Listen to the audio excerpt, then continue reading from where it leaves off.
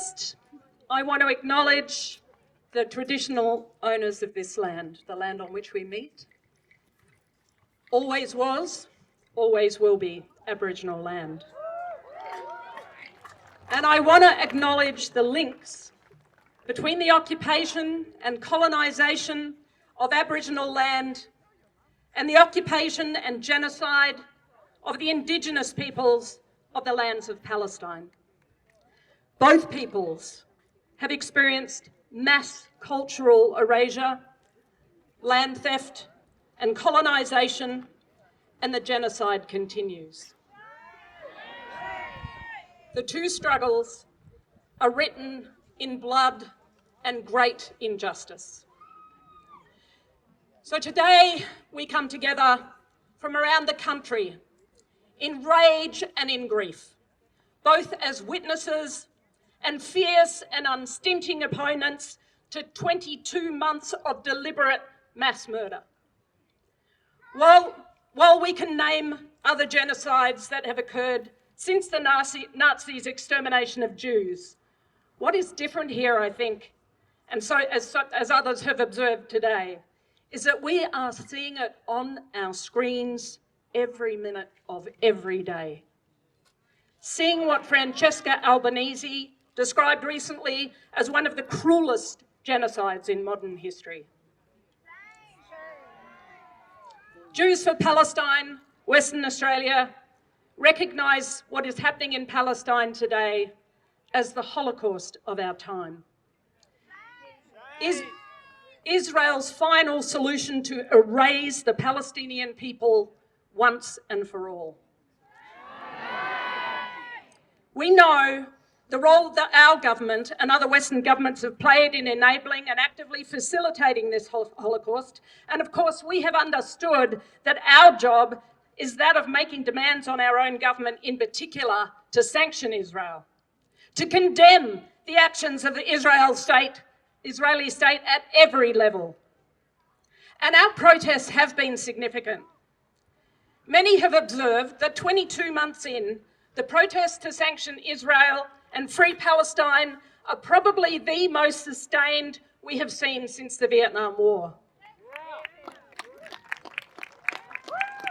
But our government, like those other governments supporting Israel at all costs, have ignored, obfuscated and lied about their complicity. Furthermore, in a cynical attempt to deflect attention from their complicity in genocide, they have tried to smear those who support international law, human rights and dignity as anti-Semitic. This, of course, has deep roots in the grotesque and morally bankrupt project of deflecting Western guilt about European anti-Semitism, about genocide in Europe, onto the Palestinians, even though they bear no responsibility for it. All in order to create a state whose purpose is to project Western and in particular US power in the Middle East. Jews of conscience around the world completely reject this exploitation of human suffering to justify yet more suffering. The governments of the US, Germany and the UK, unsurprisingly 3 significant contributors to Israel's genocide, have launched the most savage attacks on pro-Palestine protest. We've seen people kidnapped, bashed, imprisoned and deported. We've seen Palestine Action banned, as people have said, under the UK Terrorism Act, with those continuing to express their support risking jail sentences of up to 14 years. And you know what I find most bizarre? In Germany, 1/3 of those arrested or deplatformed for anti-Semitic speech are themselves Jewish. That's right, Germany is specifically targeting Jewish supporters of Palestinian human rights, all in the name of combating anti-Semitism. This is dystopian madness. Anti-Zionist Jews have a special message for Germany.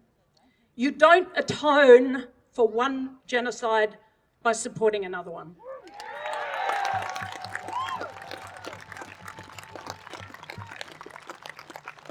In this country, we've seen special police operations formed and protest laws created to monitor and investigate anti-Semitic acts. We've seen students disciplined, we've seen journalists sacked, we've seen politicians driven out of the Labor Party. Well, I don't want to make this about us, because our focus must absolutely be on the horror being faced by the people of Gaza and the West Bank.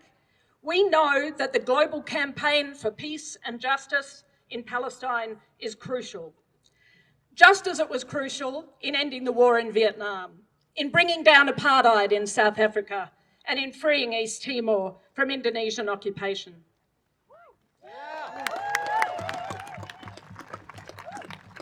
But right now, we are seeing the most dangerous, the most authoritarian attempt to silence us yet. Straight from Trump's playbook, we have Jillian Segal's report to government that seeks to destroy... Shame. Straight from Trump's playbook, we have Jillian Segal's report to government that seeks to destroy our solidarity movement in every sphere. It would withdraw the funding of arts bodies and universities that don't comply with the IHRA definition.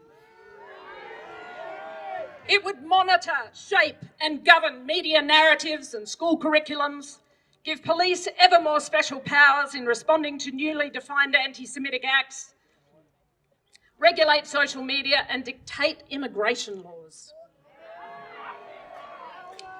The result would be censorship and surveillance of public institutions and the repression of expressions of solidarity with the Palestinian people. Of course, this has been coming for some time. And we've a classic example from Western Australia. You may have heard it. Students at the University of WA have been instructed that even if something constitutes an objective truth, it must not be spoken if it causes fear or discomfort to others. We are told that criticism of the Israeli state makes Jewish people feel uncomfortable and unsafe. Well, as Randa Abdel Fattah from Macquarie University has asked, since when do the victims of genocide have the responsibility to defer to and protect the feelings of those who enact, support and enable their genocide? It's not Jews that feel threatened by the Palestinian solidarity movement, but genocide supporters. Anti-Zionist Jews are committed to rescuing Jewish identity from fascist sociopaths like Netanyahu, who want to drag us to the gates of hell. Segal's report insists that every policy, every practice in all spheres of public life be premised on the International Holocaust Remembrance Alliance definition of anti-Semitism. And I think we all know how this definition has been used. It says to criticise Israel is to hate Jews. This completely ignores the ever more prominent voices of anti-Zionist Jews who say to be Jewish is not to be Zionist.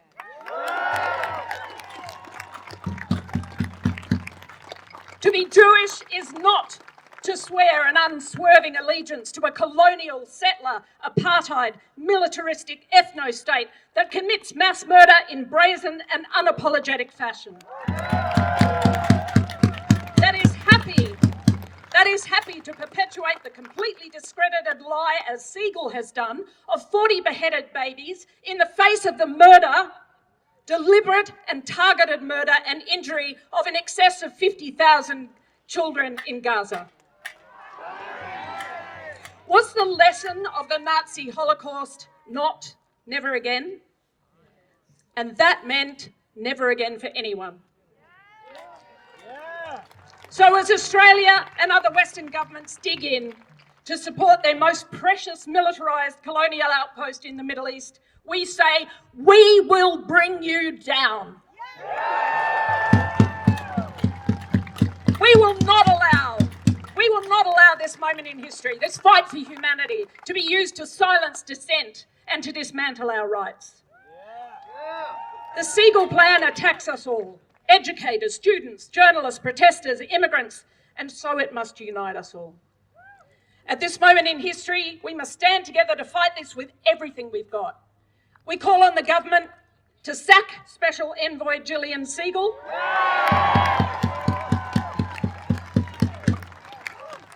and implement sanctions on Israel. You come for one, you face us all, has been the catch cry of the protests in the United States, and today echoes through the UK in the wake of the banning of Palestine action. The road to peace and justice in the world today runs through Gaza, and we will travel that road alongside our Palestinian brothers and sisters for as long as it takes. Free, free Palestine! Free, free Palestine! Free, free Palestine! Free, free Palestine! From the river to the sea!